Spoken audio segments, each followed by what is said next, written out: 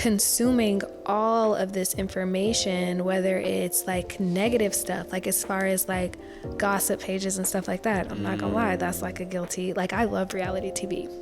It kind of brought me to a not so great place towards the end of the year, I want to say. And so that's why I decided to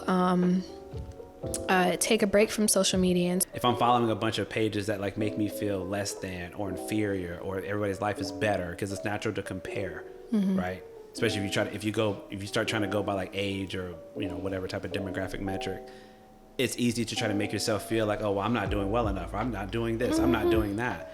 Life is a very individualistic race. Yes. So to lose ourselves in this concept of like, I need to be them, I need to be better, I'm competing with you guys, it's nonsensical.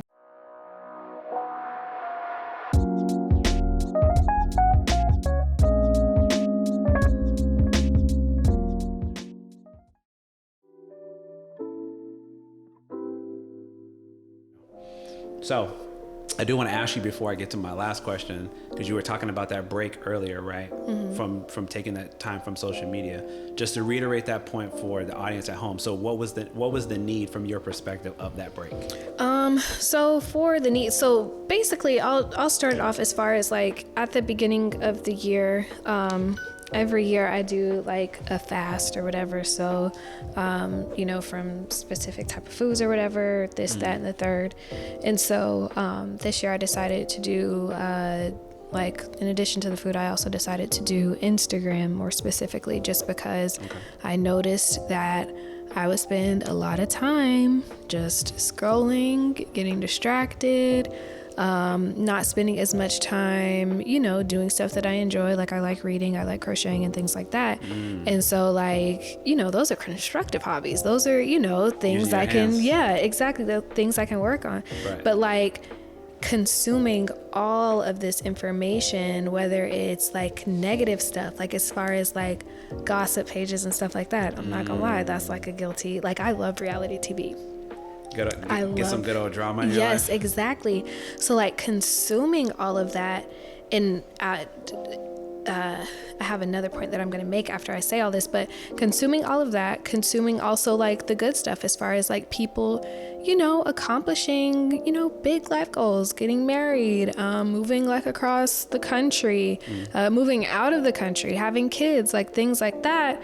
Although I'm in a good place, I'm pretty secure about where I'm at, and I am secure in like the plans and stuff that I have for myself.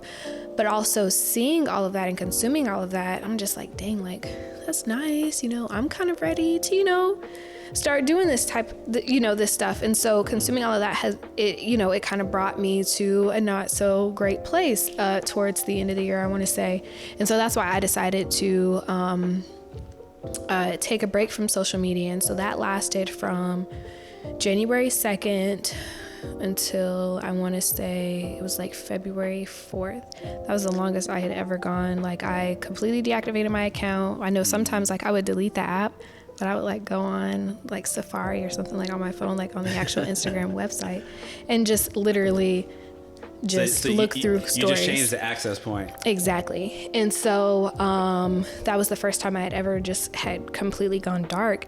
And I noticed just how much better I felt. Like even now that I have it back, I had it back for like my my birthday or whatever. And then even then, and even now, like I just deleted the app again. I just noticed how much of a difference, like as far as like the way that I spend my time, and then also just how I was feeling mentally, there was a huge difference between like consuming all of that negativity, and of course like positivity and stuff like that, in comparison to just literally being disconnected. Like whatever I needed to know, I knew. If my friends had to send me something, they would screenshot it. There wouldn't be no issue. They would screenshot it if it was important enough, and they would send it so that we can discuss it. But I noticed like with the gossip pages and stuff that I was following, I'm like, why am I consuming this? Like when I went back, I was like, why is this something that I was, paying attention to and entertaining and stuff like that? And I couldn't really answer it. So I decided to go ahead and delete my app again. I don't really spend too much time on it. I think I want to go ahead and delete my account again, just because after that break, I just feel as though, I mean, there's not really much need for it now. The people that I, talk to or like want to hear from and stuff on a daily, we'll text, we'll do like FaceTime calls just to catch up and things like that.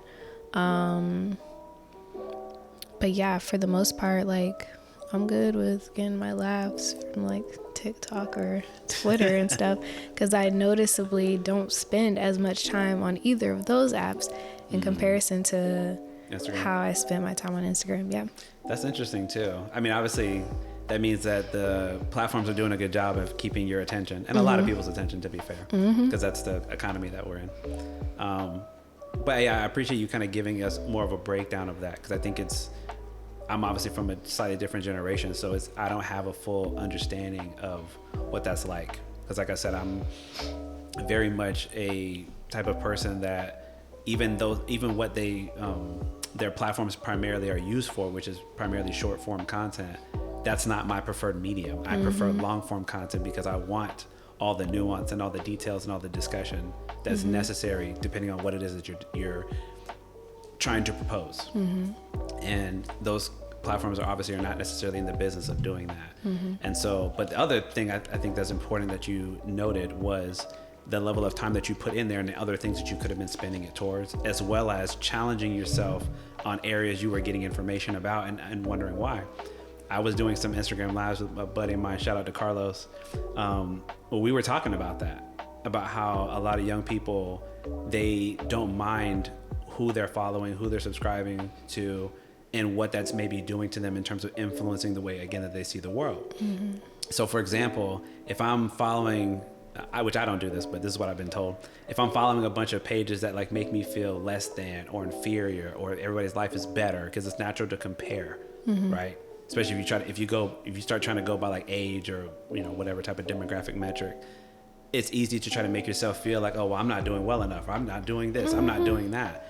And all the internet has done in that way is make you think that you're not as far along as you need to be, but not realizing, for those that are not paying attention, life is a very individualistic race. Yes. We're not running this giant race together. We're actually running it separately. We can be doing them at the same time, but you're actually running your own race by yourself for the rest of your life.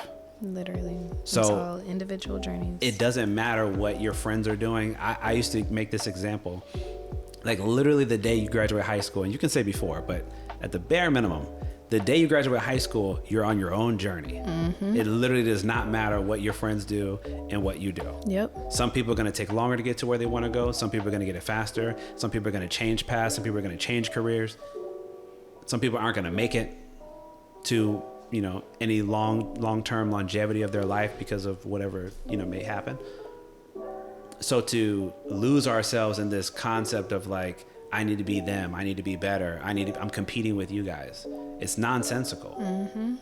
Because all you're doing is making yourself feel like you're unworthy of certain things, or there's this inherent competition that you need to have. So maybe you start creating this kind of oppositional relationship with folks, or you don't want to help other people because you feel like if you help them, it's holding you back. Yep. Instead of what I would say, help everybody. It will come back to you because people appreciate that. That's what people don't realize. Yeah, it's not about like, there's plenty of different levels of success and defining what that even means to you. I think is really important. But I understand that for some folks out there, especially the younger ones, it's harder to separate that when you're kind of raised in this environment where you feel like your pool of peers is not just your local community, it's also the global community that's in your age group, or even across the country, even if you don't want to look at it from a global perspective. So I recognize that it's different. So for example, that's why my son will not have access to social media until he's probably 18 years old. In fact, I just gave him his first phone last year when he turned 11. But I monitor it for that reason. Yeah. Because it's hard enough being a kid. It's hard enough being a teenager. It's hard enough being a young adult. Yeah. And just trying to figure out what you want out of your life. These are all hard, big picture, nuanced questions. the last thing we need is, if you can't have a healthy relationship with it, it's a tool. All of them are tools. If you can't, just like anything else, if you can't have a healthy relationship with it, then maybe you do have to minimize it. Yeah. Maybe you do have to walk away from it, whatever that may mean. But you know, just being accountable and being responsible, I think is something that we need to have more nuanced discussions about, because I think we're not really appreciating how much it's actually impacting the way that we carry ourselves, both when we're young and then even, like you said, even up to your age.